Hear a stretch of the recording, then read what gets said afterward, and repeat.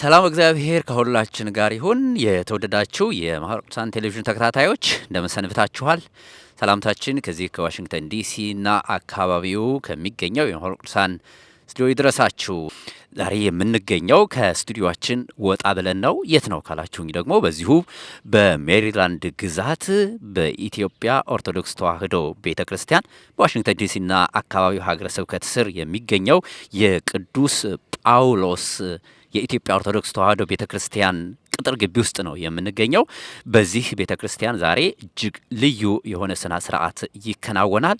ይህም በኢትዮጵያ ኦርቶዶክስ ተዋሕዶ ቤተክርስቲያን ከሚታወቁት ሰባቱ ምስጢራት መካከል አንዱ የሆነው ምስጢረ ቀንድል ስነ ስርዓት የሚፈጸምበት ቀን ነው ዛሬ። ይህ ስነ ስርዓት በዚህ ቤተክርስቲያን እንደሚፈጸም ሰምተን ነው እኛም እንግዲህ የተገኘን ነው። ከቤተክርስቲያኑ ውስጥ አሁን መግቢያው አካባቢ ላይ ነው ያለነው። ወደ ቤተክርስቲያኑ ውስጥ ስንገባ ደግሞ ይህ ስነ ስርዓት ልዩ በሆነ ሁኔታ እየተከናወነ ይገኛል።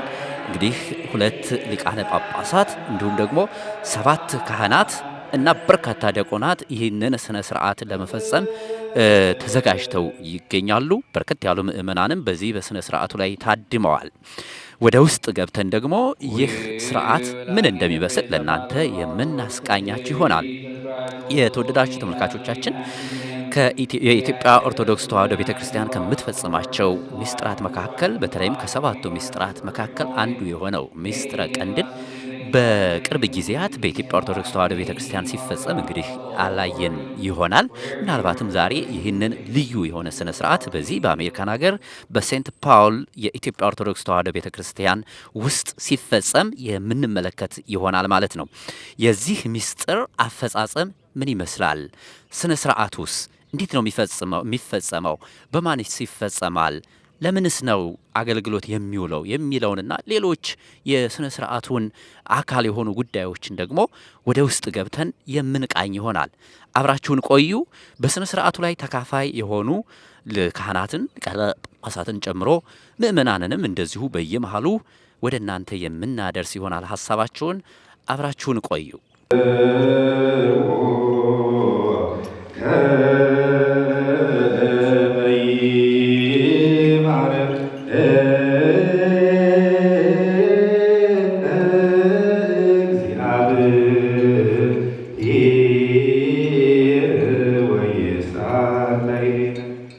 ከእናንተ መካከል የታመመ ሰው ቢኖር በቤተ ክርስቲያን ያሉ ቀሳውስትን ይጥራ፣ ይጸልዩለት፣ በጌታችን በኢየሱስ ክርስቶስ ስም የተጸለየበትንም ዘይት ይቀቡት። የያዕቆብ መልእክት ምዕራፍ 5 ቁጥር 14። ቀንድል ማለት ትርጓሜው ፍጹም የሆነ መብራት ማለት ነው። ምስጢረ ቀንድል በኢትዮጵያ ኦርቶዶክስ ተዋሕዶ ቤተ ክርስቲያን ከሚፈጸሙ 7ቱ ልዩ ምስጢራት መካከል አንዱ ነው። ከላይ በመጽሐፍ እንደተገለጸው ምስጢረ ቀንድል በተለይም ሕመምተኞችን ለመፈወስ ቤተ ክርስቲያን ትጠቀምበታለች።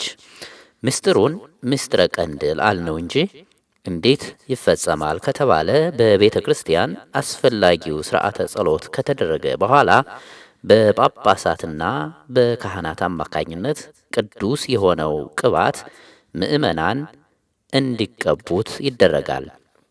ታዲያ በዚህ ጊዜ የሚታየው ስጋዊ ደዌም ሆነ የማይታየው የእርኩስ መንፈስ ደዌ ይወገዳል። የቤተ ክርስቲያን አባቶቻችን በእውነት ይህንን ነገር ቢያንስ በዓመት 2 እንደው እየደጋገሙ ቢያደርጉት ብዙ በስጋም በመንፈስም የታመምን ሰዎች አለን። በስጋ ቆመን ስለሄድን አይደለም፣ በውስጣችን ደግሞ ያለን ህመም አለ። ያን ሁሉ መድኃኒት የምናገኝበት ስለሆነ አባቶቻችን ሌሎች አባቶች በእውነት ይህንን አይተው ይህንን ነገር በየጊዜው ቢያደርጉልን ብዙ ህመምተኞች ይፈወሳሉ ብዬ አምናለሁ። ሰውነቴ አንዳንድ ሲመጣ ራሱ አንዳንድ ያሉብኝ ህመሞች አሁን እነሱ እንደሚጠፉ እያሰብኩ ነው። በቃ በእርግጠኝነት ነው ያለ መወላወል እሱን እያሰብኩ ነው የመጣሁት። አፈጻጸሙም ልክ በዚህ ፕሮግራም ላይ እንደምንመለከተው 7 ካህናት የቤተ ክርስቲያን መብራት አብርተው ልብሰ ተክህኖ ለብሰው መጽሐፈ ቀንድል ዘርግተው በመጸለይ ነው። 7 መሆናቸውም የራሱ የሆነ ምስጢር አለው። 7 ልኡካን ካህናትና ዲያቆናት ነበሩ። በርካታ ዲያቆናትም ነበሩበት። ምእመናኑም እጅግ በርካታ ነው። ምናልባት እንደው 7 የመሆናቸው ምስጢር ስርዓተ ጸሎቱም 7 ጊዜ ነበር ሲካሄድ የነበረውና ምንድነው ምስጢሩ? ያው እንግዲህ በቤተ ክርስቲያን ሰባት ፍጹም መሆኑን እንማራለን። ያው 7 ጊዜ እየተባለ የሚነገረው ሁሉ ፍጹምነትን የሚያሳይ ነው። ይሄ በዚህ ጸሎት ፍጹም ፈውስን እግዚአብሔር እንደሚያድል የምንማርበት ነው። ብዙ ጊዜ እኛ የምናተኩረው የስጋ ፈውስ ላይ ብቻ ነው።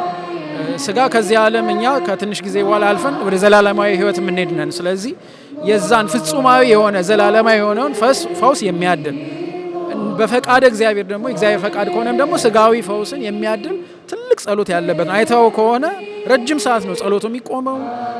ጸሎቶቹ ረጃጅሞች ናቸው። በዚህ ውስጥ እንግዲህ እንደምንሰማው በታሪክ ሙታን ሁሉ እስከ ማስነሳት የሚደርስ ጸሎት ነው። የታመሙትን የሚፈውስ ነው እና ስለዚህ 7 መሆኑ ፍጹምነትን ፍጹም ፈውስን የሚያድል መሆኑን የሚያስተምረን ነው ማለት ነው። ከዚህም በተጨማሪ ምስጢረ ቀንድልን የሚፈጽሙት 7ቱ ኤጲስቆጶሳት ወይም ቀሳውስት በዮሐንስ ራእይ የተጠቀሰውና ዮሐንስ በራእዩ ያያቸው 7 ብርሃናት ምሳሌ እንደሆኑም ቤተ ክርስቲያናችን ታስተምራለች። ይህ ልዩ ሥርዓት ከተከናወነ በኋላም እንግዲህ ምእመናኑ በኤጲስቆጶሱ ወይም ደግሞ በካህኑ አማካኝነት ግንባራቸውን እጃቸውንና ፊታቸውን ይቀባሉ። በመጽሐፍ እንደተነገረውም ፈውሰ ሥጋና ፈውሰ ነፍስን ያገኛሉ ማለት ነው። በዚህ በሰዋስወ ብርሃን ቅዱስ ጳውሎስ የኢትዮጵያ ኦርቶዶክስ ተዋሕዶ ቤተ ክርስቲያን የተመለከትነው የምስጢረ ቀንድል ሥርዓት አፈጻጸምም ይህኑ የተከተለ ነበር።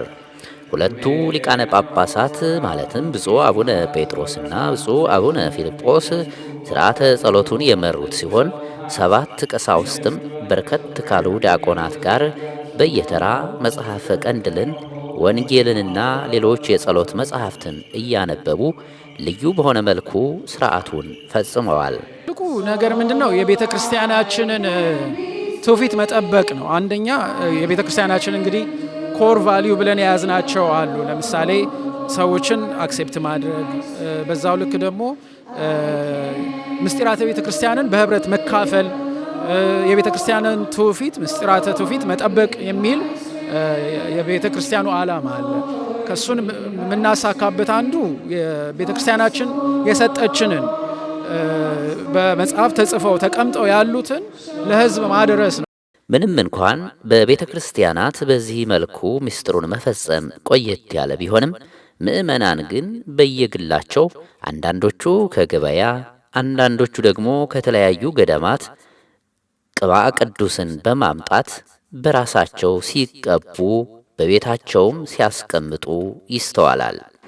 እኔም በፊት ቅባ ቅዱስ ቤት ያደርግ ነበረ አባቶች እስከሚያስተምሩኝና እስከማቅ ድረስና አንድም ህብረተሰቡ ብዙ የተማረ አይመስለኝም። ቅባ ቅዱስ ራሱ መቀባት እንደማይችል ካህናት ብቻ መቀባት እንዳለባቸው ምናልባት ካህናቶቻችን ሞር ማስተማር ይኖርባቸዋል እሱን ብዬ አስባለሁኝ።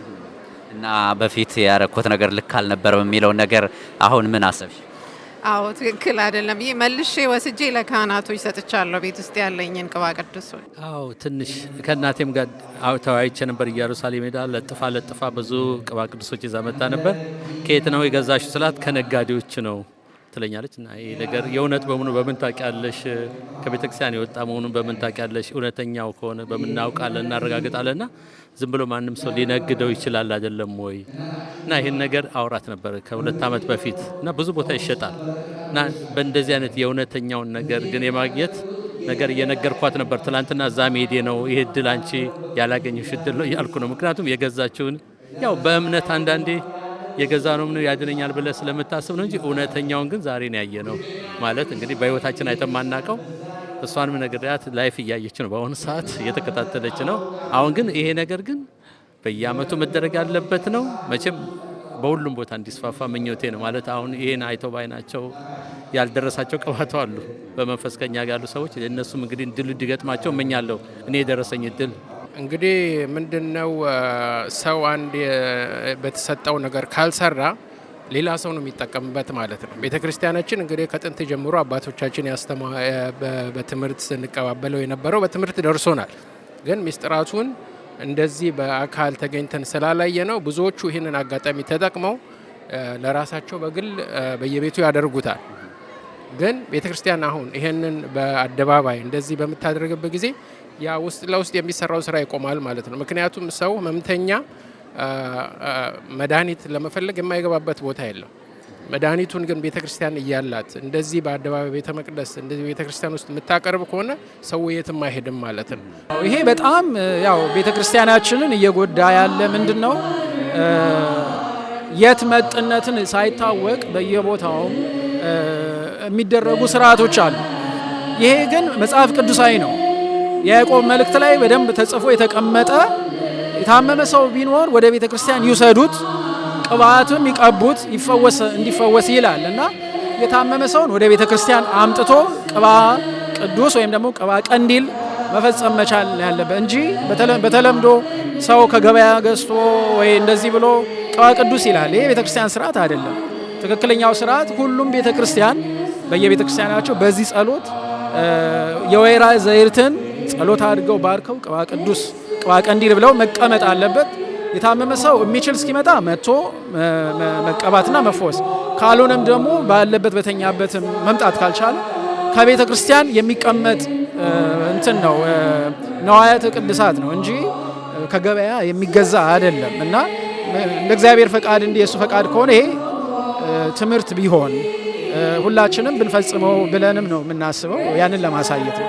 ይህን የማድረጉ ጉዳይ ግን የምእመናኑ ብቻ አይደለም። አንዳንድ ካህናትና መነኮሳትም በቸልተኝነት በቤተ ክርስቲያን በእንደዚህ አይነት መልኩ መፈጸም ያለበትን ስርዓት ሳያከናውኑ ቅባ ቀንድል ነው ወይም የተቀደሰ ቅባት ነው በማለት የሚሸጡ በየቤቱም እየወሰዱ የሚቀቡ ስለመኖራቸው መቼም የአደባባይ ምስጢር ነው። ታዲያ እንዲህ አይነቱን ህገወጥ ድርጊት ማስቆም የሚቻለው አብያተ ክርስቲያናቱ ስርዓቱን በጠበቀ መልኩ ሲፈጽሙና ምእመናኑም ይህን ልዩ የሆነ የፈውስ ምስጢር በቤተ ክርስቲያናቸው ሲሳተፉ ብቻ ነው። ይህን በማድረጉ የካህናቱም ሆነ የምእመናኑ ድርሻ ወሳኝ ነው። እኔ ያው የመጀመሪያዬ ነው። በትምህርት ነው የምናውቀው። ቤተ ክርስቲያን በሰንበት ትምህርት ቤት እየተማረን ያደግነው ትምህርት ነው። ግን ስነ ስርዓቱ በአካል እንደዚህ አይቼው አላቅም። የመጀመሪያ ነው። በጣም እጅግ ደስ ብሎኛል። ልጆቼም ባለቤቴም ሁሉም እዚህ ያሉ ብዙ የምናውቃቸው ሰዎችም አሉ። በእውነት በተለይ በቨርጂኒያ በዚህ በምንኖርበት በአሜሪካ ሀገር ይህንን ምስጢረ ቀንዲል ማግኘታችን ትልቅ ነገር ነው፣ በረከት ነው። ቤተ ክርስቲያናችን ለምእመናኖቿ መጠቀም ያለባት ትልቅ መድኃኒት ነው ብዬ አምናለሁ በራሴ። ግን እስካሁን የተጠቀምን አይመስለኝም። እንደ ምስጢረ ቀንድል አይነት ምስጢራት እንደ ምስጢረ ቤተ ክርስቲያን የሚፈጸም መሆኑ እንደተጠበቀ ሆኖ ስለ ጥቅሙ አገልግሎቱና አጠቃቀሙ ለምእመናን ማስተማርም ተገቢ ነው። በቅርቡ በዚህ በዋሽንግተን ዲሲና አካባቢው ሀገረ ስብከት ስር የሚገኘው የሰዋስወ ብርሃን ቅዱስ ጳውሎስ ቤተ ክርስቲያን በበጎ ተነሳሽነት ይህን ድንቅ ምስጢር በቤተ ክርስቲያን ውስጥ ምእመናን ከጸሎቱ እየተሳተፉ እየተማሩና በረከቱንም እያገኙ ማከናወኑ የሚያስመሰግነው ጉዳይ ነው።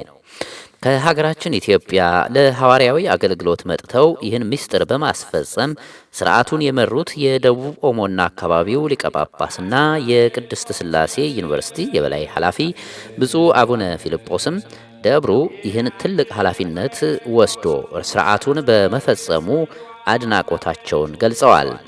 የቅዱስ ሲኖዶስ ዋና ጸሐፊና የኒውዮርክና አካባቢው ሀገረ ስብከት ሊቀ ጳጳስ ብፁዕ አቡነ ጴጥሮስም ስርዓቱን በመምራትና በመባረክ እንዲሁም በዕለቱ ለተገኙት ምእመናን የቀብአ ቀንድል በመቀባት ስርዓትም አከናውነዋል።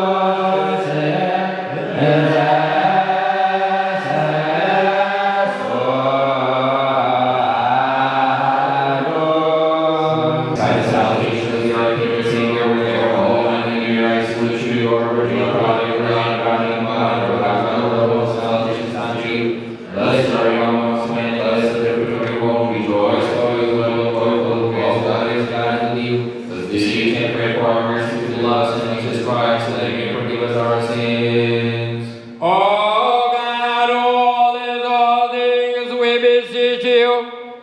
We pledge to our desire, feel the throne river to their bread. Grant us the earth that finds fruit, multiply our harvest, and bless the cycle of the year with your mercy. O Lord, may your mercy quickly be upon us. Let us all say, O Lord, have mercy upon us. For these people, your servants, for all who call upon your holy blessing, through your only begotten Son, glory and honor, I do unto you with him and with the Holy Spirit now and forever, and until the ages of ages. For these people, your servant, for all who call upon your holy and blessing, through your only begotten Son, glory and honor, I do unto you with him and with the Holy Spirit now and forever and until ages and ages.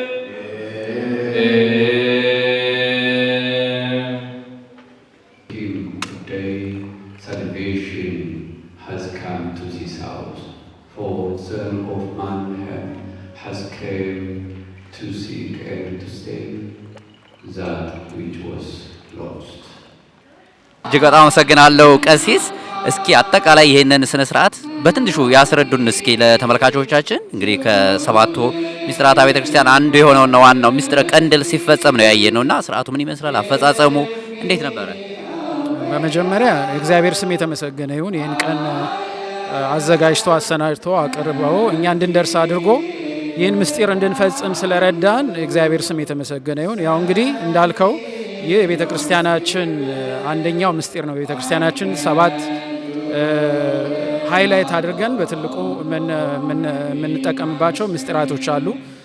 ከዛ ውስጥ እንደነ ምስጢረ ንስሐ፣ ምስጢረ ቁርባን፣ ምስጢረ ጥምቀት እያልን ቀጥልና ትምህርት ቤትም ስንማር ምስጢረ ቀንድልን መጨረሻ ላይ ነው የምንማረው እና እንደ እግዚአብሔር ፈቃደኛ ያንን በተለይ እዚህ ሀገር ላሉ ስናስተምር ምስጢራተ ቤተ ክርስቲያንን አይተነው ማናቅም የሚሉን ብዙ ሰዎች ስላሉ ለእነሱም ትምህርት እንዲሆን ከዛ ባለፈ ደግሞ የእኛም ሕዝብም ሆነ ምእመኑ በብዙ አይነት ህመም፣ የስጋም ህመም የመንፈስም ህመም የተጠቃ ስለሆነ በዚህ ደግሞ ፈውስ እንዲያገኝ የቤተ ክርስቲያናችን ስርዓትም የእግዚአብሔር ፈቃድም በመሆኑ እሱን ነው የፈጸምነው። እንግዲህ እንዳያችሁት 7 ካህናቶች ቆመው ጸሎቱን በፈረቃ እያደረሱ ሊቀ ጳጳሳቱ እየባረኩ ቀንዲል የተሰኘውን ወይም ደግሞ ያው እንደሚበራውን የቀንዲል አይነቱን እያበሩ ጸሎቱ ተደርጓል። ካለቀ በኋላ እሱ ውስጥ ያለውን ዘይት በኋላ ቅባ ቅዱስ ወይም ደግሞ ቅባ ቀንዲል የምንለውን አንድ ላይ በእቃ አድርገው ምእመኑን እየቀቡ ፈውስን እያደሉ ነው እና እሱን ነው እስካሁን ያየነው።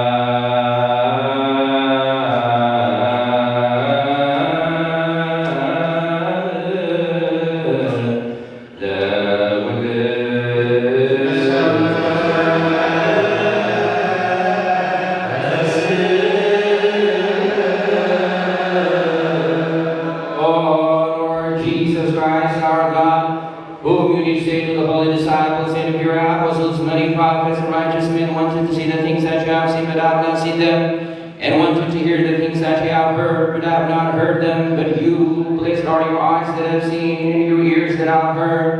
Likewise, make us worthy to hear and to do the word of your holy gospel through the prayer of the saints.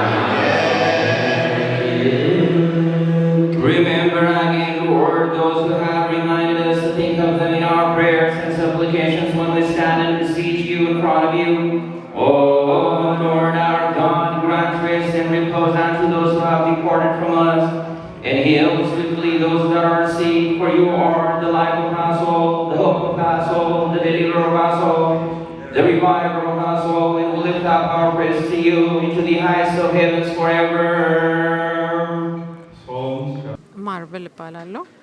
እዚህ ቤተክርስቲያን ዛሬ ልዩ የሆነ ስነ ስርዓት እየተከናወነ ነውና ምን ተሰማሽ? ኮፕቲኮች ጋር ሄዳለሁ አንዳንድ ጊዜና እዛ አይቻለሁ፣ ግን እንደዚህ አይነት ስርዓት አይቻላቅም። በጣም የሚያስፈልገን ነበረ ለሁላችንም። ለምንድን ነው የሚያስፈልገን? እንዴት እንደዚህ ልትይቻለሽ? ብዙ ጊዜ ለበሽተኞች ይባላል፣ ግን ሁላችንም በሽተኞች ነን። ውስጣችን የምናውቀውም የማናውቀውም ከኃጢአትም። ስለዚህ ለእኔ ለራሴ በጣም ያስፈልገኝ እንደነበር አውቃለሁ እና ደስ ብሎኛል በጣም። ስለዚህ ዛሬ አሁን ቅባ ቅዱሱን ተቀብተሽ እያየሁሽ ነው በአባቶቻችን እና ምን ተሰማሽ? ፈውስን ድህነትን እንዳገኘሽ ነው ፊልም የምታደርጊው። ምን ተሰማሽ? ጸሎቱም ላይ እንደሰማ ነው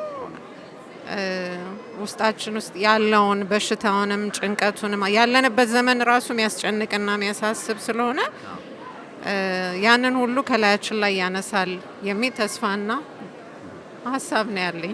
እጅግ አድርጌ አመሰግናለሁ። በመጨረሻ ምናልባት እናንተ ይሄንን ስነ ስርዓት ስታዘጋጁ እያየው ነበረ፣ መጽሐፍቱ በአማርኛም በእንግሊዝኛም ተዘጋጅተው በጥሩ ሁኔታ ነው ሲካሄድ የነበረውና ይሄንን በውጭ ነው በቴሌቪዥን ለሚከታተሉ ይሄ ስርዓት የኢትዮጵያ ኦርቶዶክስ ተዋሕዶ ቤተክርስቲያን ስርዓትን ጠብቆ የተዘጋጀ ነው ወይ የሚለውን ባጭሩ ይንገሩኝና። እኔ በጣም ይሄማ 100% ለዚህም ነው ሊቃነ ጳጳሳት መጥተው ከኛ ጋር ተቀምጠው ሙሉ ስርዓቱን የፈጸሙት ማለት ነው። ስለዚህ እነሱም እንግዲህ በኋላ ላይ በዚህ ጉዳይ ላይ ምስክርነት ይሰጣሉ። ግን ከኛ ባለፈ መጽሐፈ ቡራኬ የሚባል የቤተክርስቲያናችን መጽሐፍ አለ። እዛ ላይ በደንብ ሰፍሮ የተቀመጠ ነው። ግን የሚያሳዝነው በግዕዝ ነው ያለው። በአማርኛ እንኳን ተተርጉሞ ብዙ አላየውም። ስለዚህ እሱን ራሱ ኢትዮጵያ ያሉ አባቶች ረድተውን ሊቃውንት ረድተውን ተተርጉሞ እኛም ደግሞ ወደ እንግሊዝኛ ተርጉመን ነው እየፈጸምን ያለ ነውና ትክክለኛ የቤተ ክርስቲያንን ትውፊት የጠበቀ ገልጠው ቢያገላብጡት መጽሐፍት ላይ የሚገኝ የቤተ ክርስቲያን ምስጢር ነው። Reading books, puzzles for the church, that Christ our God may give them their reward in the heavenly Jerusalem, and all of them that are assembled with us to entreat for mercy. Christ our God, have mercy upon them, and receive all of them that give for alms before your faithful throne, and comfort every distressed soul, and that those that are in chains and are in exile, in captivity, and those that are held in bitter slavery. For God, deliver them in your mercy, and all that have asked of us to remember them in our prayers. O our Master, God, Jesus Christ, remember them in your heavenly kingdom, and remember me, your sin servant, እንግዲህ ቅባ ቅዱሱን አንተም ተቀብተህ እያየው ነው፣ እኔም ተቀብቻለሁ። ብፁዓን ሊቃነ ጳጳሳት ቀደም ሲልና ምን ተሰማ ስትቀባ? ጸሎቱ ሲደረግ ምን ተሰማ? እንዳልኩ ይሄ መጀመሪያ ነው። ጸሎቱም እኔ የመጣሁት ጠዋት ነው፣ በ8 ሰዓት ነው የመጣሁትና እንደዚህ ይረዝማል ብዬም አልገመትኩም። ምክንያቱም የመጀመሪያችን ነውና ግን መጨረሻውን ስታዩ ይህን ሁሉ ነገር ቆመን ጸሎቱ ቢያንስ 8 ሰዓት እስከ 11 ሰዓት ተኩል ወደ 3 ሰዓት ጸሎት ነው የተደረገው። ያንን ሁሉ አድርገ ድካሙ ይጠፋብሃል ማለት ነው። ይህን ስትቀባ በረከቱን ስታገኝ ያ ሁሉ የቆምከው ድካሙ ሁሉ ይጠፋብሃል። በእውነት በጣም ደስ የሚል ስሜት ነው የሚሰማው ማለት ነው። ስለዚህ ፈውስን አግኝቻለሁ ብለህ ታምናለህ? ፈውስን አግኝቻለሁ። እግዚአብሔር የስጋንም የመንፈስንም ሕመም የሚፈውሰው እሱ ነውና በውስጤ የራሴን ሕመምን ፈውሴን አግኝቻለሁ ብዬ አምናለሁ። አሁን ኤልያስ መልካ እባላለሁ። አቶ ኤልያስ በጣም አመሰግናለሁ። ዛሬ የተገናኘ ነው እንግዲህ በዚህ በቅዱስ ጳውሎስ ቤተክርስቲያን ከኢትዮጵያ ኦርቶዶክስ ተዋሕዶ ቤተክርስቲያን 7 ምስጢራት መካከል አንዱ የሆነው ምስጢረ ቀንድል ስነ ስርዓቱ እየተፈጸመ ነው። እንዴት አዩት? እጅግ ረጅም የሆነና ደስ የሚል ጸሎት ነበር ሲካሄድ የነበረውና ምን ተሰማዎት? በጣም ቆንጆ ነው። እንደዚህ አይነት ስርዓት እንዳለው አላቅም ነበር። በምንም በህይወቴም ሰምቼም አላቀው ስርዓትን ያገኘሁት በጣም ደስ ብሎኛል። ልጄም ራሱ አይቶት የማያውቅ ነው። ልጆቼንም ይዤ መጥቻለሁ። ማለት በቤተክርስቲያናችን ብዙ አመት ኖረናል። ከ7ቱ አንዱ ነው። እንግዲህ ለመጀመሪያ ጊዜ ማየት ለኔ ብርቅ ሆኖብኛልና እንደው ለሌላ ቦታ ሁሉ በሌላ ሀገር ለሚኖሩ ለጀርመን ለሌላ ስቴት ላሉት ሁሉ ላይፍ እንዲከታተሉ መክር ያለውና በጣም ሁሉም ተደስተዋል። እንግዲህ እንዳየው ቅባ ቅዱሱን ተቀብተሃል፣ ተባርከሃል። እንዴት ነው? ምን ስሜት ተሰማ ስትቀባ? በአባቶቻችን በጳጳሳቱ ቅባ ቅዱሱ ስትቀባ ጸሎቱ ሲደረግ በውስጥህ ምን ስሜት ፈጠረብህ? የሆነ የፍርሃት ነገር ይሰማል እና ውስጥ የሆነ የተለየ ስሜት አለ። ሲቀቡህ መንፈስ ውስጥ የሆነ የሚነዝር ነገር ይሰማል። ደስ እንትን ያለ አይቼ ስለማላቅ ድንግጥ የሚያደርግ ነገር ስመ ደስም አይዶ ነው ግራ የገባ ነገር ነው የሚሰማና ግን ደስ ይላል። ይህን እድል በማግኘቴ በጣም ደስ ብሎኛልና በጣም ኤክስትሪም አግኝቼ አይቼ ስለማላቅ ትልቅ ደስታ ነው ይሰማኝ። እዚህ በመደረጉ እጅግ ደስተኛም ነኝ። በመታደሜም እድለኛ ነኝ በረከቱን ለማግኘት። እንግዲህ ምስጢረ ቀንድል ከ7ቱ የኢትዮጵያ ኦርቶዶክስ ተዋሕዶ ቤተክርስቲያን ምስጢራት መካከል አንዱ ነው እና ደግሞ ልዩ በሆነ ስነ ስርዓት ነው እየተፈጸመ ያለውና እንደው ስነ ስርዓቱን ስታየው ምን ተሰማህ? ከኛ በተሻለ አንተ ትረዳዋለህ። ያው እንግዲህ የመጀመሪያ ጊዜ ነው፣ ግን እስካየሁት ድረስ በጣም ረጅም ጸሎት ነው። በተለይም ለዚህ ለወጣቱ በእንግሊዝኛ ስለሆነ አሁን እየተካሄደ ያለው በደንብ እያነበበ ትርጉሙም እየገባው 7 ካህናት አንድ አይነት ልብሰ ተክህኖ ለብሰው እንዲሁም በርካታ ዲያቆናት 2 ጳጳሳትም አሉ በስነ ስርዓቱ። በርካታ ዲያቆናትና ምእመናንም ተሳትፈዋል። ምናልባት 7 ካህናት መሆናቸው በእያንዳንዳቸው መሀል ደግሞ መብራትም ነበረ፣ ዘይትም ነበር። ነው ይሄ ስርዓቱ እስኪ በምታውቀው መልኩ ትንሽ ንገረን። ያው መጀመሪያ ጊዜ ነው። ምስጢሩ ለምን እንደሆነ ያው ግምት አለኝ፣ ግን በትክክል ስለማላውቀው እንግዲህ ላለመሳሳት ነው እንጂ ያ ሁሉ ምክንያት አለው። እኛ ቤተክርስቲያን ምሳሌ ሁሉ አያጣም። ግን እንዳልከው ነው 7 ካህናት ቆመዋል። እነሱም 7 የክፍላተ ጸሎቱ ተመድበው ዲያቆናትም 7 ተመድበው እንግዲህ ተከፋፍለውት ነው ያንን ጸሎቱን እየጸለዩ ያሉት። እያንዳንዱ ክፍል ሲጸለይ አንዱ መቅረዙ ያበሩታል። ከዛ 7ቱ ሙሉ ከበራ በኋላ ነው የዛኔ ነው ሄደው የሚቀቡት ሜሮ ነው። ስለ ምስጢረ ቀንድል ምን ማለት ነው የምታውቀው? እንደው ትንሽ ግንዛቤ አለ? ያው ከሐዋርያት ከአባቶቻችን መጽሐፍ ቅዱስ ላይ ካየነው ከሰማነው የወረስነው ስርዓት ነው። ያው ድውያነ ስጋ ድውያነ ነፍስ የሆኑ ህሙማንን የሚፈወሱበት ስርዓት ነው። ይህን ደግሞ መጽሐፍ ቅዱስ ላይ የታመመ ሰው ቢኖር ሄዳችሁ ቀቧቸው በሜሮን የሚለውን ቃል በመፈጸም ነው፣ እሱን በማሰብ ነው። ከዛ የወጣ ስርዓት ነው። ያው ጸሎቱ ደግሞ ወደፊት አባቶቻችን ያንን ያሻሻሉት ጸሎቱንም አዘጋጅተውልን ነው እንግዲህ ለዚህ ድረስ ነው።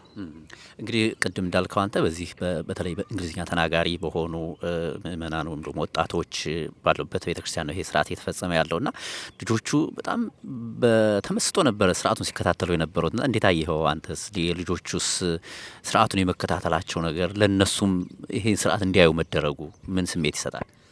ጥሩ ነገር ነው።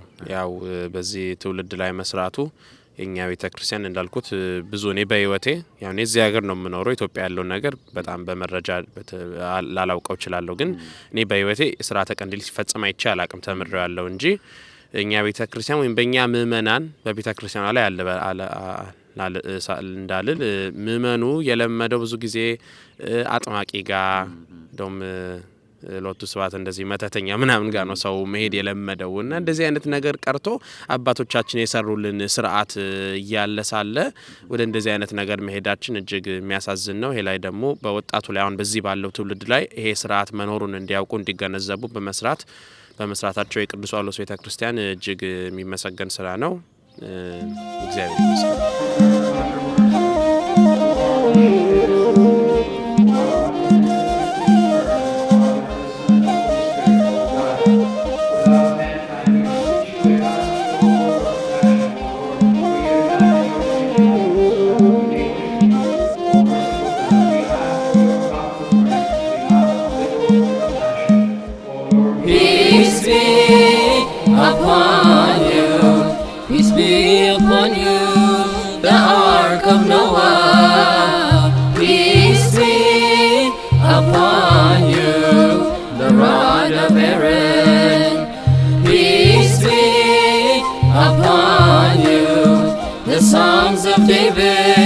The songs of his heart, peace be upon you, fleece of Gideon, peace be upon you, the throne of grace to King Solomon, peace be upon you, the bearer of fruit, peace be upon you, the throne of our Lord, to the mother of our Savior Lord, to her without blemish, peace be upon you, to the mother of our Savior Lord, to her without blemish, peace be upon you. Peace be upon you, golden chariot of Aminadab. Peace be upon you, pure upholding manna. Peace be upon you, the dream of Jacob, our holy ladder. Peace be upon you, Isaac's aroma. Peace be upon you, Isaac's aroma. While trusting in your blessings and humility, we outreach our hands and call unto thee. While trusting in your blessings and humility, reach our hands and call unto thee. Peace be upon you, to Israel, the holy manna. Peace be upon you, pure crown of heaven. Peace be upon you, to her the holy city of God. Peace be upon you, to the manna of Elijah. Peace be upon you, to the manna of Elijah. While trusting in your blessings and humility, we outreach our hands and call unto thee. While trusting የተወደዳችሁ ተመልካቾቻችን እንግዲህ ቀደም ብላችሁ ስትከታተሉት እንደነበረው ዛሬ በዚህ በሴንት ጳውሎስ ኢትዮጵያን ኦርቶዶክስ ተዋሕዶ ቸርች ወይም ደግሞ በቅዱስ ጳውሎስ የኢትዮጵያ ኦርቶዶክስ ተዋሕዶ ቤተክርስቲያን ቨርጂኒያ በሚገኘው ማለት ነው የነበረው የምስጢረ ቀንዲል ስነ ስርዓት በዚህ መልኩ ተጠናቋል። የስነ ስርዓቱ በተለይ በዚህ ሀገር አቆጣጠር እንግዲህ ከ8 ሰዓት ኤኤም ወይም ደግሞ በሀገራችን ኢትዮጵያ ከ2 ሰዓት እንደማለት ነው ጀምሮ እስከ 12 ሰዓት ፒኤም ለ4 ሰዓታት የቆየ ስርዓተ ጸሎት ነበር ሲካሄድ የነበረው። ከስርዓተ ጸሎቱም በኋላ እንግዲህ ምእመናን ቅባ ቅዱስ የመቀባት ስነ ስርዓትም ነበረ በብፁዓን አባቶቻችን እንዲሁም በካህናቱ ይሄ ስነ ስርዓት ተፈጽሟል። እጅግ ልዩ ነበረ ስነ ስርዓቱ። ያነጋገርናቸው ምእመናንም ይህንኑ ነበር ሲገልጹልን የነበረው። እዚህ ላይ አጽንኦት ሰጥተን መግለጽ የምንፈልገው ነገር ከየት እንደመጣና እንደተገዛ በማይታወቅ መልኩ በየቤቱ የሚደረጉ ቅባ ቅዱስ የመቀባት እና የመግዛት ሁኔታዎች ልክ እንዳልነበሩ ያነጋገርናቸው ምእመናንም ሲገልጹ ቆይተዋል። ከሰባቱ ምስጢራተ ቤተ ክርስቲያናት መካከል አንዱ የሆነው ምስጢረ ቀንዲል በቤተ ክርስቲያን በዚህ አይነት መልኩ መከናወን እንዳለበትም አጽንኦት ሰጥተው ገልጸዋል። እኛም ይህንኑ ስነ ስርዓት እንድትከታተሉት ለእናንተ በዚህ መልኩ አቀረብንላችሁ። በሌላን ጊዜ በሌላ መርሃ ግብር እስከምንገናኝ ድረስ በያላችሁበት መልካም ጊዜ ይሆንላችሁ። መልካም የጾም ወቅት ቸር ይግጠመን። ጤና ይስጥልኝ።